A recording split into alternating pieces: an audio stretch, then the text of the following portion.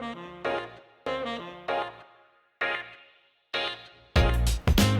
it's Sarah Bakri and you are watching She's All That, the online show that celebrates, inspires, and empowers women. Welcome once again and thank you for tuning in. Are you a student studying overseas? Or are you considering of doing an internship or working in a different country? Are you scared of the thought of leaving your family behind to work in a whole new different environment? Well, I've got you covered. In today's episode, I'll be sharing with you tips on how not to only function but thrive in a new country or in a new culture. Tune in. Dr. Fairoza Amira binti Hamzah is a machine learning engineer in VETANS and a woman in AI ambassador for Malaysia. Dr. Fairoza received her PhD in Information Science and Control Engineering from Nagaoka University of Technology, Japan in March 2019. During her study, she had internships in University of Warwick, UK and Panasonic. She then worked in the Kyoto College of Graduate Studies for Informatics, Japan as an assistant professor and recently returned to her home country Malaysia to work with VETANS. She was also the lead researcher for Corona Tracker, a data-driven, independent, World Health Organization recognized app and one-stop platform for verified data and news regarding the coronavirus. Dr. Fairoza's research interests included but not limited to efficient deep learning and computer vision. Let me introduce our special guest for today. We have Dr. Fairoza Amira. Doctor, thank you for being here with us. Okay, you're welcome. Thank you very much for inviting me also. Yep. So, you studied at Nagaoka University of Technology in Japan for many years. And you also did your internship in the UK. So, can you share with us and the viewers your experience of studying and working and teaching abroad? Just a bit of your experience. How does it differ from working here in Malaysia? Okay, Malaysia is like multiracial country, but like you can see a lot of races here. We are very open to foreigners, but then when you are abroad, actually, it's like eye-opening to you. It's like you can see what the other cultures will be. Like Japan is a very unique country, as well as UK also. Like you can't even see Brits a lot in UK, but then your colleague, your classmates are mostly like people from European countries, Asian countries, but in Japan you will have like your classmates all Japanese. So it's very challenging and eye-opening for me, I think. So UK is more diverse than Japan? Yes, exactly. And what about the pay? Is it equal pay? What was your experience? Okay, for UK I just came as a student. So, and I didn't pay for anything, like the tuition fees is free at that time because it's exchange student. But in Japan, I work and study there. But if you want to study in Japan, if you go to public university, it's quite not really expensive actually. And then you can apply for scholarships and tuition fees exemption. So that's another option. But then after I finished my PhD, I just strictly like work in the university in Kyoto, not the Kyoto University, the Kyoto College of Graduate Studies for Informatics, Japan. And that is my first time in private university and it's totally different from public. It's quite expensive, the tuition fees, but then you will have like very near, like close with your lecturers compared to in public university. When you were there in Japan and in the UK, do you feel a sense of belonging? A sense of belongings. Okay, when I was in Japan, when I was in Nagaoka University of Technology, because I lived there for a very long time, 7 years, from degree, master to PhD. When I was in PhD, like because it's a very small town, most of the town people, I think the obasan, the auntie and uncles already like know me. So I also have like my foster family in Nagaoka. So I have the sense of belonging in Nagaoka, but not in Kyoto yet and UK. And UK is a very diverse country and we have a lot of Malaysians there. So you have Malaysians that always accompany you everywhere. different sense of belonging. Like Yes. the one in Japan, you have your foster home and the people, your neighbors know you. Whereas in UK, you have a lot of Malaysians. Yes. Okay. So it's like you're communicating with Malaysians more compared to the in Japan, because in Japan, Malaysian is usually in one place like 20 or 30 people only. Okay. How did you feel the diversity developed your thoughts? Okay, I was the president of like International Exchange Student Council in my university. So I have a lot of like in my committee we have Mexican, Thailand, Vietnamese, Myanmar's, and then there's a lot of people. And then that is my first time like interacting with them. So first of all, we need to understand their culture. Like the culture of Mexican people, they are very open because they are European, right? The Westerners.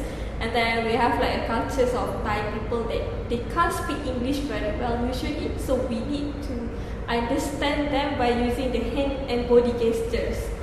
So it's very interesting, and then you will understand the culture of Japanese. Of course, Japanese people are very shy. So if you didn't start your conversation, they won't start with you.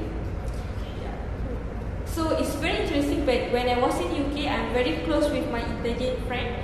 And Italian is very outgoing also, and they are very. I would say like Europeans are more gentlemen than Malays. Okay. That's new to me. Yeah, it was like they are very gentle, but they will do everything for a woman. It's like, hey, ladies first, we will help you. But I won't say like Malay men is not really gentlemen, but I think that is the culture of the Westerners.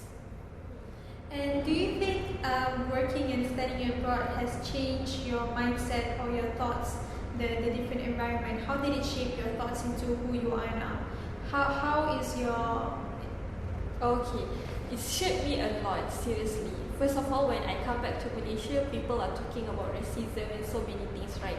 Because we are a multiracial country. But for me, it's like, it's a pride of being a Malaysian.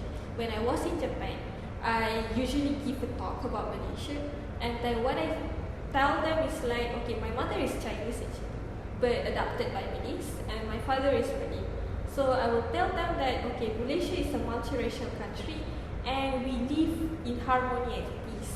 And then I'm very proud to say that usually a Malaysian can speak more than one language. We are bilingual, we are trilingual. So I would say if I didn't go to the overseas, maybe I will become a typical Malaysian, that Malay will just like communicate with Malays or Chinese communicate with Chinese, and they don't feel a pride of their own country, something like that. That is what I feel when I was abroad, a pride of our own country. So a lot of our viewers that are watching now, maybe they are considering of studying or working overseas, or maybe they are thinking, should they or should they not? Maybe they feel scared and they're not sure how would it be to be in a whole new environment.